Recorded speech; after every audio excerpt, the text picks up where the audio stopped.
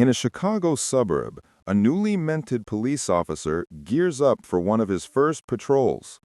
Just months later, the same officer is taken away in handcuffs by federal agents. That officer is 25-year-old Radul Bojovic, now at the center of an unusual tug-of-war between local law enforcement and federal immigration authorities. The arrest happened on October 15, 2025, in Rolling Meadows, Illinois, during an ICE operation called Midway Blitz. Bojovic had joined the nearby Hanover Park Police Department in January, starting at nearly $79,000 a year. He completed the Suburban Law Enforcement Academy in August and was midway through a 15-week field training program when ICE showed up. According to the Department of Homeland Security, Bojovic, a citizen of Montenegro, entered the United States on a B-2 tourist visa that expired March 31, 2015. From DHS's perspective, he has been in the country unlawfully for more than a decade. Assistant Secretary Tricia McLaughlin called him an illegal alien, adding that federal law bars such individuals from carrying firearms, an obvious problem for anyone wearing a police badge. Hanover Park officials tell a different story. They say Bojovic presented a valid, recently renewed work authorization card from U.S. Citizenship and Immigration Services when he was hired.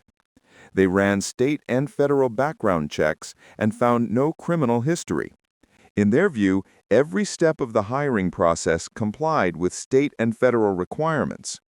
The department also points to a January 2024 memo from the Bureau of Alcohol, Tobacco, Firearms, and Explosives.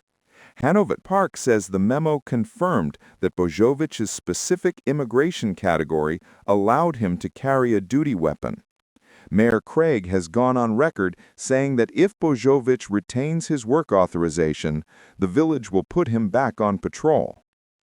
This clash between agencies raises a basic question. How can USCIS issue a work permit while ICE insists the same person has no legal right to be here?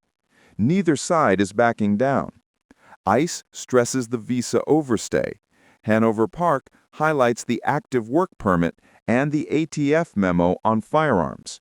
Politics quickly entered the picture. DHS officials linked the incident to Illinois' 2023 law, House Bill 3751, which opened police jobs to non-citizens who are both authorized to work and to carry firearms under federal law. Governor J.B. Pritzker supported that bill. DHS's McLaughlin argued the governor is letting illegal aliens serve as police officers. Local leaders countered that the law clearly conditions employment on federal authorization they believed Bojovic had. For now, Officer Bojovic sits in federal custody at a justice center in Indiana, placed on administrative leave by Hanover Park.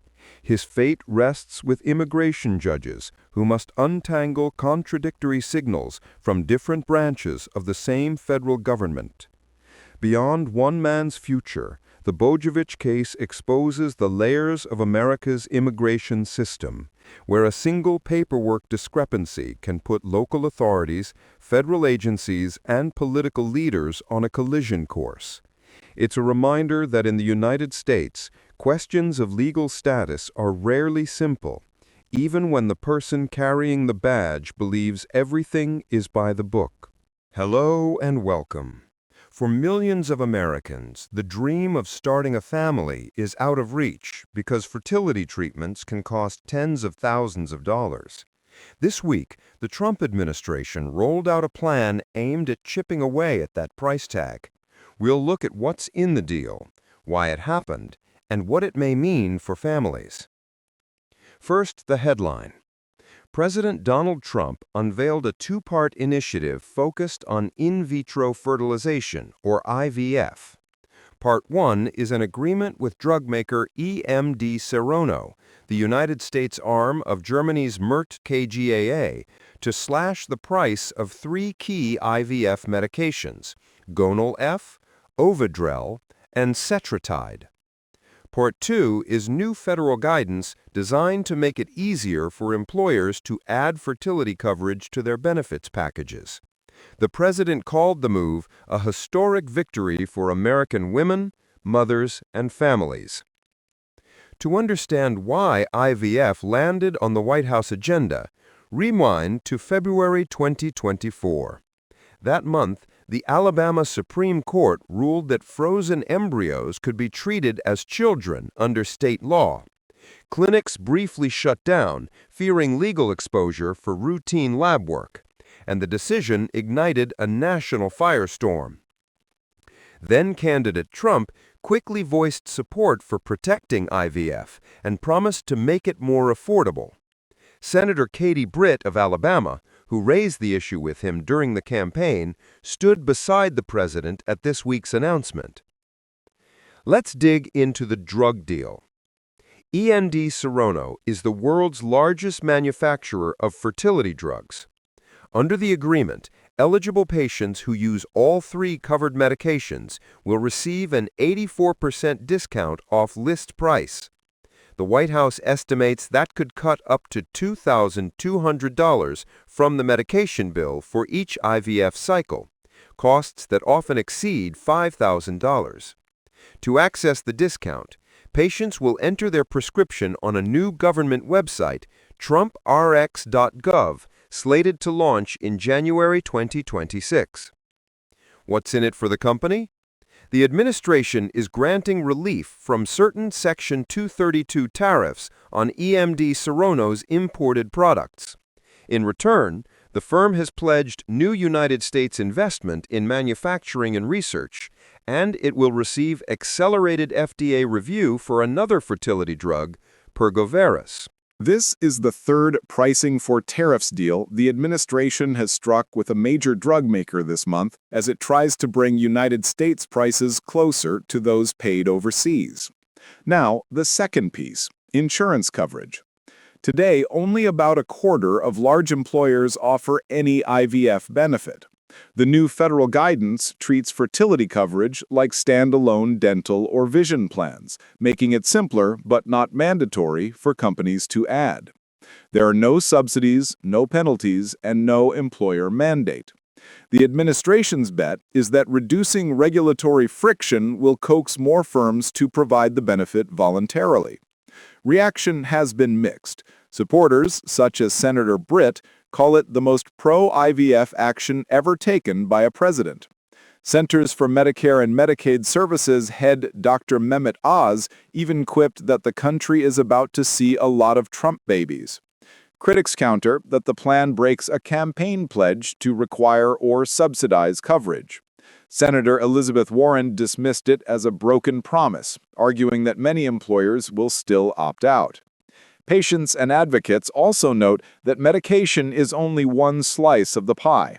Drugs account for roughly 20% of an IVF cycle, while lab work, procedures, and anesthesia can push the total well past $20,000.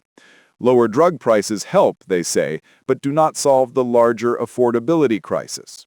Asked about objections from some religious conservatives, President Trump brushed them aside, saying, "You can't get more pro-life than this." So what happens next? The discount site launches in early 2026, and employers will soon decide whether to add the new standalone fertility plans. If both pieces of the initiative take hold, families could see meaningful relief on at least one part of the IVF bill. If not, the high cost of parenthood will remain largely unchanged. For now, the announcement represents a targeted but significant step in a long, expensive journey. We'll keep watching to see whether it delivers the promised help to hopeful parents across the country. A major legal battle is brewing in Washington, D.C. over a visa program that brings thousands of highly skilled foreign workers to the United States each year. The U.S. Chamber of Commerce, one of the country's most powerful business groups, is suing the Trump administration to block a new and unprecedented $100,000 fee for each H-1B visa petition. The case sets up a high-stakes clash over immigration, business, and the future of the U.S. workforce. First, a quick refresher on the visa at the center of the controversy. The H-1B is a temporary visa for specialty occupations such as technology, engineering, healthcare, and finance, roles that usually require at least a bachelor's degree. American companies rely on the program to fill critical skill gaps when they can't hire enough qualified workers at home. Demand routinely dwarfs supply. Of the 85,000 new H-1B visas available each year, employers in 2025 submitted roughly 425,000 petitions, forcing the government to use a lottery to select winners. In September 2025, the Trump administration announced the most dramatic change to the program in its history, a $100,000 fee for every new H-1B petition, up from the previous typical cost of under $5,000. The fee took effect on September 21st and applies only to new applications, not renewals. The White House argues the hefty price tag is necessary to reform a system it says some companies use to replace American workers with cheaper foreign labor. The business community calls the move punitive and unlawful. On October 16th, the Chamber of Commerce filed suit in federal court against the Departments of Homeland Security and State. The complaint contends that the Immigration and Nationality Act allows the government to charge only what it actually costs to process an application, not a six-figure sum meant to deter companies from using the visa. According to the chamber, the president overstepped his authority and erected a barrier Congress never intended. Industry leaders warn that the stakes are enormous, especially for startups and mid-sized firms that can't easily absorb a six-figure fee per hire. Chamber Chief Policy Officer Neil Bradley says the rule will shut out employers that depend on global talent to grow. Early effects are already visible. In Seattle, research powerhouses like the Fred Hutchinson Cancer Center and UW-Medicine have paused sponsorship of new H-1B petitions, citing the uncertainty created by the fee. Fred Hutch has had 181 H-1B approvals in the past 5 years, while UW-Medicine currently has offers out to about 20 candidates who need the visa. UW-Medicine's CEO warns the policy disrupts the pipeline of talent critical to research breakthroughs and patient care. Universities, normally exempt from the annual H-1B cap, fear the fee could also hinder their ability to recruit foreign faculty and graduate students. For its part, the White House maintains the proclamation is lawful and a necessary initial incremental step toward broader reforms. It does allow for case-by-case exemptions if issuing the visa is deemed in the national interest, but the criteria remain unclear, adding another layer of uncertainty for employers. The Chamber is seeking an injunction to stop enforcement of the fee while the lawsuit proceeds. The outcome will be closely watched from Silicon Valley to major research hospitals, anywhere global talent drives innovation. As the case moves through the courts, the central question is simple. Can the administration price companies out of a visa program Congress created? Or will the judiciary pull the plug on a policy business leaders say threatens America's economic edge?